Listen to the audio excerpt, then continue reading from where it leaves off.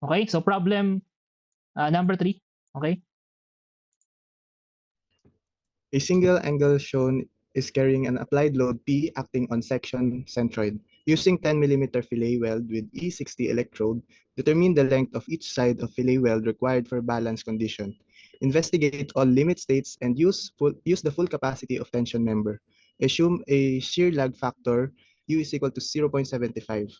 Use LRFD and A36 steel. A. Find the governing capacity of the tension member. B. Determine the total length of welds required. C. Determine the length of weld at the toe of the angle. D. Determine the length of weld at the heel of the angle. Okay? So, yung problem na to usually lumalabas din sa board exam. Okay? Suki to, itong problem na to. So, paano ba isosolve yung gantong problem? Okay? Usually kasi bolted connections yung previous type of this problem na meron tayo. Okay? Sige, so let's try to to solve this problem number 3.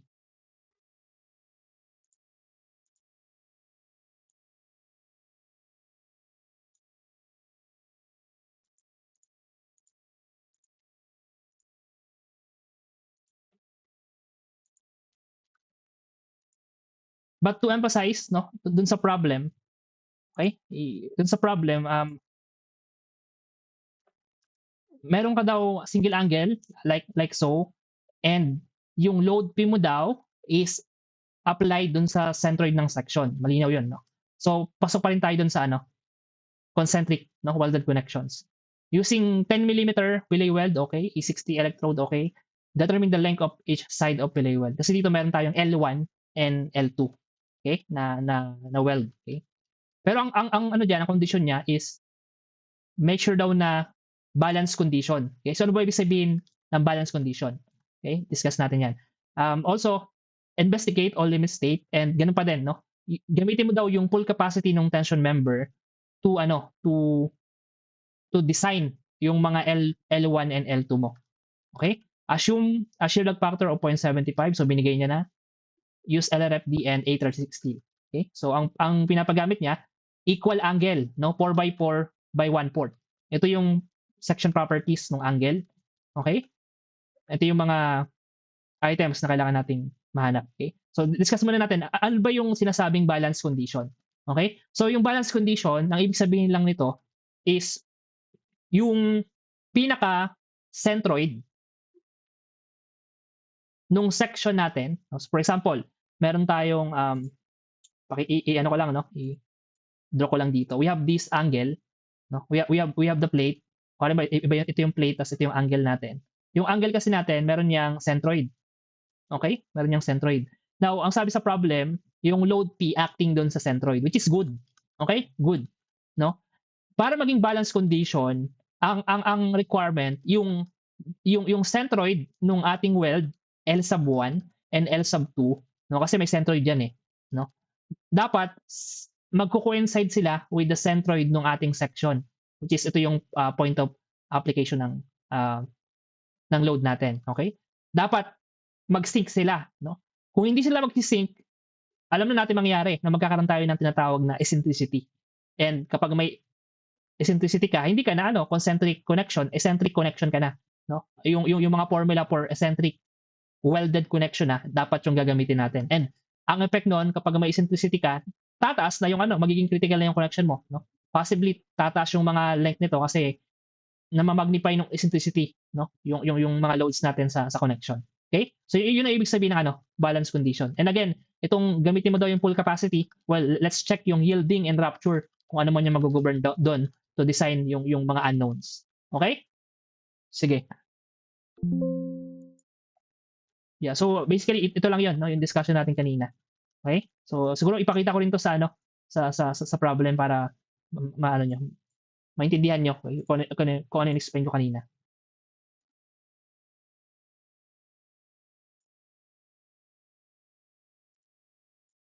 So yung mga technique natin dito aside from the pang na dapat naka-proportion yung L1 and L2 para nag-coincide yung centroid nung dalawa, no? Isa rin sa mga tinitignan dapat yung L1 mo is ma-minimize mo daw yung length niya. Kasi kapag lumalaki yung L1, malaki yung length na kinakain mo sa gusset plate. Okay? So isa din yun sa mga discussion. Okay? Sige. So number one, no, solve daw natin yung governing capacity of the tension member. Okay? So, mag-focus muna tayo dun sa ano, sa tension member. Okay.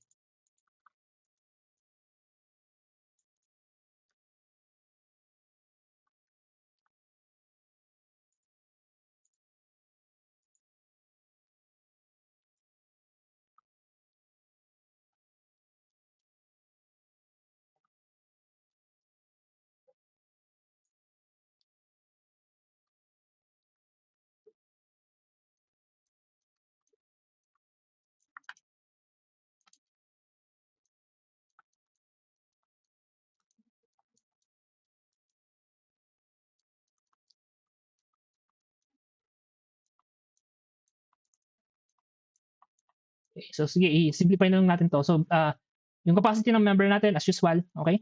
So I think this one is LRFD din, no? So we could possibly use yung ano, yung formula natin for problem number 1, so might as well copy, no?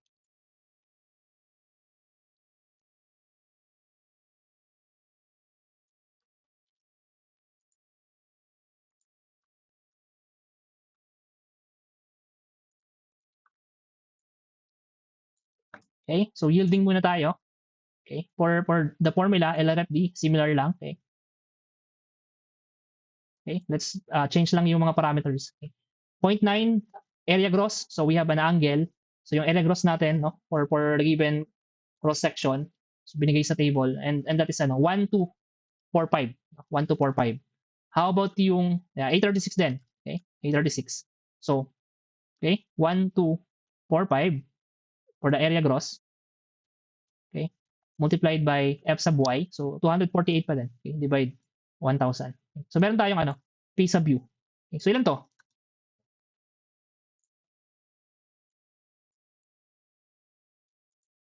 Okay, ilan to? 277.884. 277.8. 884. Okay. Or 88 naman. 884. Okay?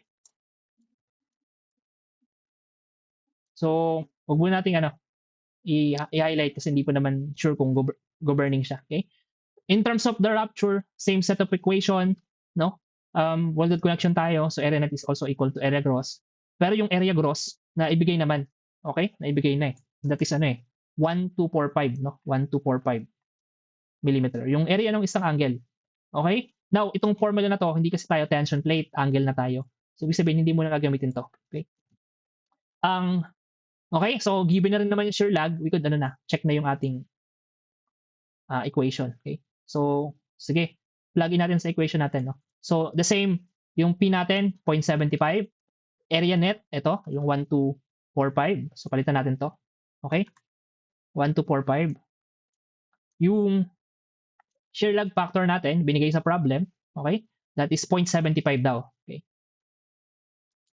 So, we could plug in dito. Okay? We have 0.75.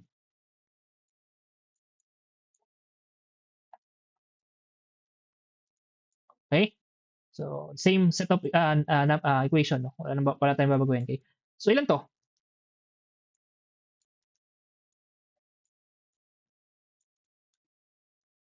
Okay, ilan to?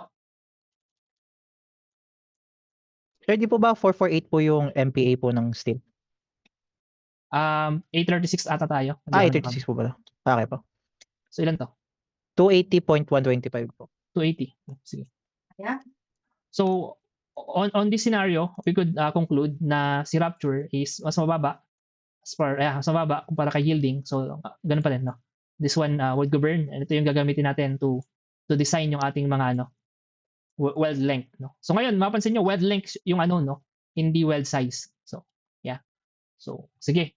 Next is determine the total length of welds required, no? To ano, to carry itong load na to. So naging load siya, no? Pero actually capacity lang siya ng tension member na nag-burn. Okay? Sige. So yung total length natin, 'di ba? Nabanggit natin on our equation. Sige, sulat muna natin. Okay.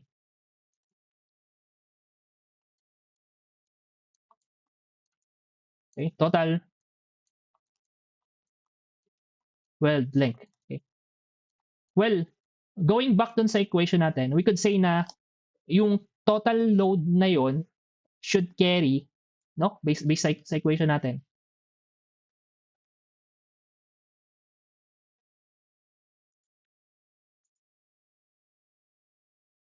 Okay, copy lang natin to.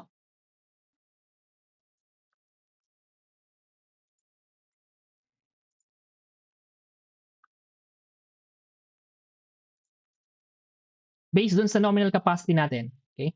Which is this one. We could say na we could say na if this is the final equation, whatever the load na ilagay mo, directly proportional siya with the length ng ano mo, nung connection mo or nung weld mo, okay? So ibig sabihin, kung ito yung acting na load doon, load P, no? I-equate lang natin to doon sa equation natin and we would have the ano na, no? Yung total length na kailangan, no? To carry yung load P na yon, which is as a capacity nung tension member, okay? So ganun pa din, i-equate natin to, itong governing doon sa design strength ng weld, okay?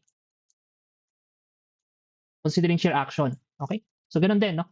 So we would use this one, okay? Plug in dun sa equation, we're using LRFD, okay? LRFD, okay? So same set of equation, 0.75, 0.6, ano ba electrode natin?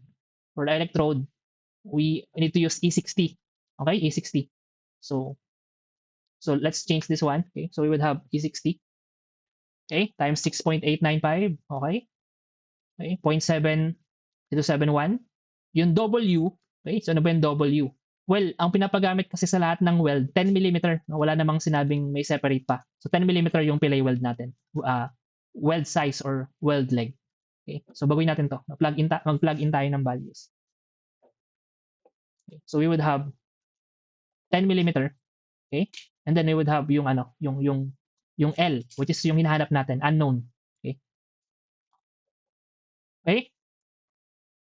So meron tayo ngayong value nung ating total length ng weld required to carry yung load na to. Okay. So ilan to?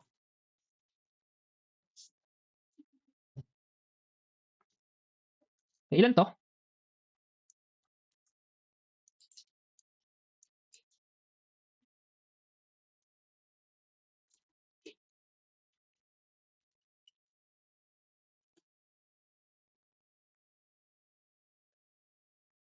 Okay, calculate. So ilan yung L natin? 212.80.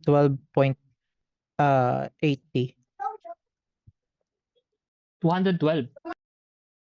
So I'm guessing na pare-parehas kayo guys ha. 212.80. 80 po. 5 decimal. Pakibigay sa akin yung 5 decimal. 067 po yung dulo. 67. Ayan. 067. 067 po. Tama na, tama. 80067. Okay, so I'm assuming na lahat kayo ganito yung nakakuha since wala namang walang sumasagot. Okay. Pero sa akin po hindi po same. Sa akin po nasa 211.1 po. Okay. How about yung iba? Ganun din ba? Just to ano lang, to verify. 211 daw? Anyone na nakakuha ng 211? Same po sa akin, sir. Okay, so mas madami yun. Okay. 211 point ilan? 09827 po. 27. Okay? Ah. Millimeter. Okay? Sige. So meron na tayong total length required to carry yung load na yon. Actually capacity yun pero ginawa nating load. Okay? Next item. Okay, yung C and D magkasama na to. Okay? Determine the length of the weld at the toe of the angle. So medyo confusing pa to, no? Kasi nililito tayo ng problem. Kung hindi mo alam kung ano tutukoy dito, hindi mo masagot yung problem, no? So, yung gantong mga terminologies, masasolve mo lang yan pag madami kang problem na sinasolve from different references. Okay? And this one, length of the weld at the heel of the angle. Okay? So, ano ba yun? Ano ba yung toe? Ano ba yung heel? Okay? So, sige, parang ganito lang yan. Halimbawa, meron kang angle. Okay? Meron kang angle. So, ito yung angle mo. Okay? Ito yung angle mo. Okay? So, parang paa mo na lang. Okay? So, ito yung paa mo. Naka side view. Okay? So obviously ito yung ano mo, okay? Ano to? Heel or obviously yan yung ano mo, no? Yan yung ito yung heel. Okay? Kumbaga ito yung sakong. Okay? I think yun yung Tagalog nun. Okay? Okay? So yun lang yun. Okay, let me undo that. So ibig sabihin yung heel, kung yung counterpart niya rito, yung L1, okay? Corresponding to L1. Yung to, pagdating dito sa angle na to, ito yung ano yun, yung L sub 2. Okay? Just to ano, to make sense. No? So ibig sabihin itong C, ano daw yung L2? Okay? Yung item din naman, ano yung L1? Okay? Sige. Now, before we could define these parameters, we need to formulate some, siguro i-solve ko na lang siya dito, no? As one na lang, no? As one. So item C and D, okay? L1 no, and L2. Okay? As one na lang, okay? We need to draw the free body diagram, no, ng ating connection. Okay? So let's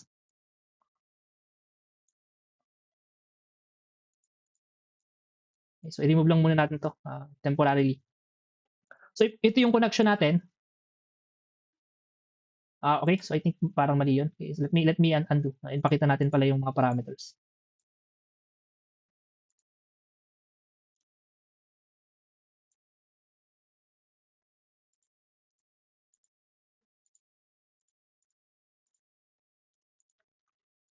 For this one, you need to we need to draw the free body diagram and we need to formulate some equations doon and to solve the unknowns. Okay? Now, in terms of the load P, no, kung ito yung natin, ito yung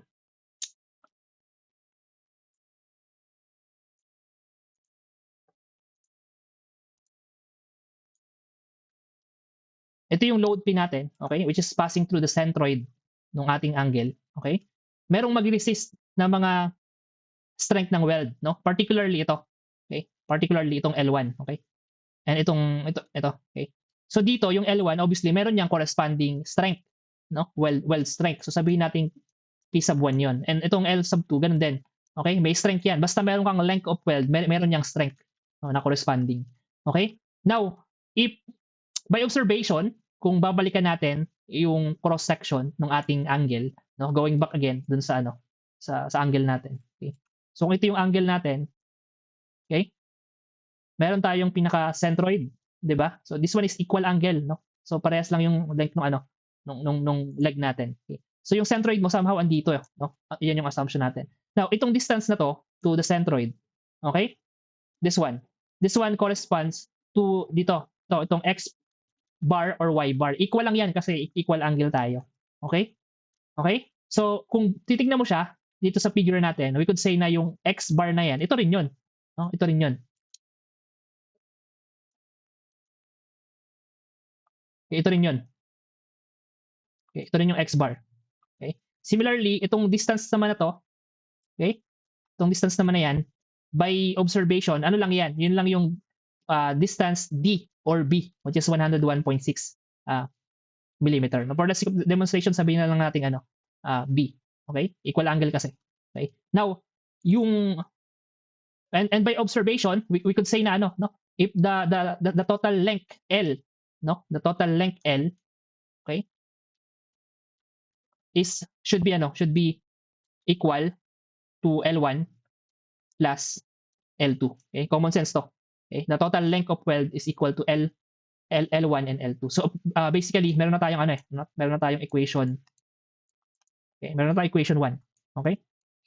Now, unfortunately, kailangan pa natin ng isang equation para ma-satisfy natin tong equation na to. Okay? Now, saan natin kukunin 'yon? Well, we could take advantage tong free body diagram ng ating system, no?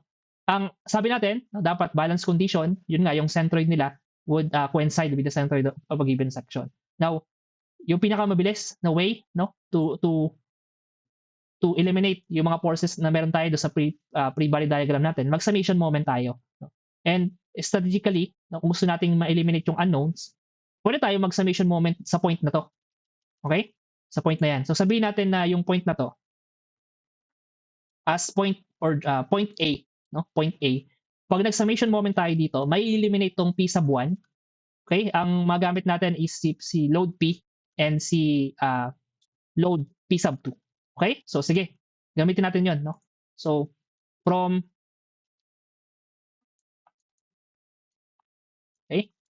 free body diagram, okay? We could say na mag-summation moment tayo, okay? At point A. And let's say na this is equal to 0, clockwise, assuming clockwise positive, or i-reverse na lang natin. Sabihin na lang natin counterclockwise positive. Well, actually kahit no? Basta may naman, okay naman yan, no? So kung counterclockwise positive, so summation moment tayo dito. So ang mangyayari is we have the load P. Okay? Load P, ang ikot niya is counterclockwise, so positive, with moment arm X bar. Okay? Load P, moment arm X bar. Summation moment at A. Okay? So we would have the load P times X bar. Okay? Equal to, okay? Obviously yung P sub 1 would be cancel out, no? 0 yan. P sub 2, no? And this one is clockwise naman. So ilipat na natin sa kabilang set of side ng equation. So P sub 2, yung moment arm natin, yung distance B, no? Distance B. Okay? So we would have P sub 2, okay? Distance multiplied by distance B. Okay? Now, actually, no, we could say na no, yung load P kasi, lagi natin sinasabi, synonymous yan with the length of the weld. So ibig sabihin itong total load P na yan, we could say na that is also equal to the weld length L, no? And yung load P sub 2 or capacity P sub 2 is also synonymous with with the length of the weld L2 times yung moment arm B. Okay? But siguro mas maganda ipakita natin talaga yung proof, no? Na talagang pwede natin gawing synonymous yung P with L. Okay? Sige. So saan natin kukunin 'yon? Well, sabi natin kanina, no? Yung load P, no, is or the capacity is synonymous with with the F sub W times area ng weld. Okay? Parang R sub N. Okay? Yun na din yun eh. Yun na din yun. So ibig sabihin pala, if i-equate ko lang to, okay, itong P na yan, okay? Tapos meron tayong X bar. Okay? Equate ko lang yan dun sa capacity ng P sub 2. Okay? So ganun din, okay? Okay? And then we have the distance B. Okay? So i-plug in natin yung mga unknowns. So ang mangyayari ngayon is actually meron tayong pwedeng i-cancel out, okay? Particularly itong F sub W kasi parehas lang naman, no? F that is 0.6 and din yung electrode na gagamitin parehas lang. So maka-cancel out. Matitira is A sub W and X bar is equal to A sub W B. No? Now, if we would plug in yung A sub W, ang definition natin dito, no, for the weld is as simple as T sub E times L. Okay? Okay? Tapos meron tayong X bar. Yung dito naman sa A sub W, ganun din, no? Okay? Times L. Okay? Times times the distance B. Now, we need to understand yung A sub W dito, yung L na gamitin natin, yung total length. While on this side naman, yung length lang nung P sub 2, which is yung L sub 2. Okay? Now, meron tayo ulit similar term na pwede natin i-cancel out. So, cancel out to. So, ang matitira ngayon, no, is L times X bar is equal to L sub 2 times B. Okay, which is itong equation na to. Okay? Now, from this equation, okay, pwede natin tong i-simplify further by saying na yung ating L sub 2, okay, L sub 2 is equal to L X bar divided by B. Okay? We could say na L sub 2 is equal to L times X bar over B. Now, meron na tayong second equation. Okay? We could say na this is our second equation. Okay? From these two equation, we could say na substitute. Substitute natin. Okay? Equation 2. Itong equation 2 dun sa equation 1. Okay? Para magiging in terms of siya, L1 and L. Okay? So, substitute equation 2 to 1. Okay? So, we would have, kunin ulit natin yung equation 1, this equation.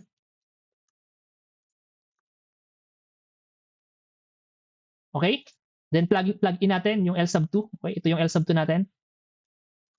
Okay? Then, same set of equation. Okay?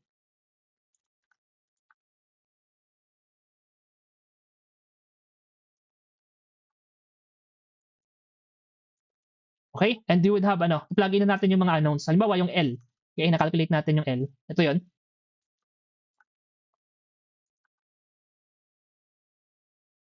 Okay? Equate natin, okay? So this would be equal to, okay? Yung unknown L sub 1. Okay? Okay, unknown 'yan. Okay? Plus yung distance L ulit, okay? Times, okay? Yung X bar na given, that is 27.43. Okay? 27.43.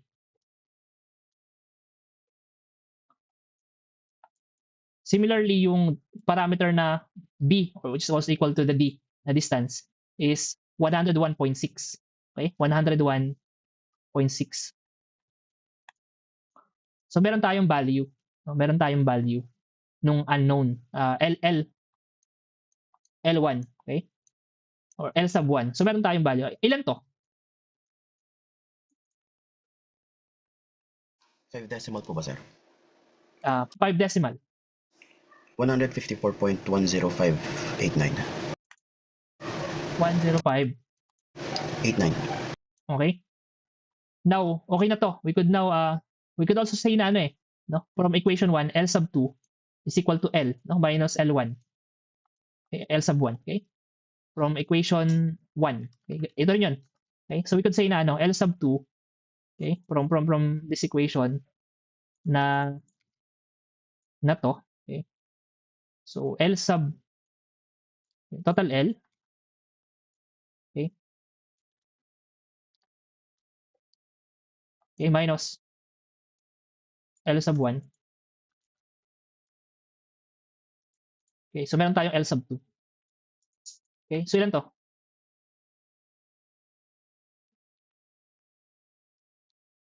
$56.9923. I think 99 kasi final answer na pala to. Actually, yung taas okay na rin yun. Pero sinubstitute kasi natin. Ginamit pa natin siya dito. Ito okay na to.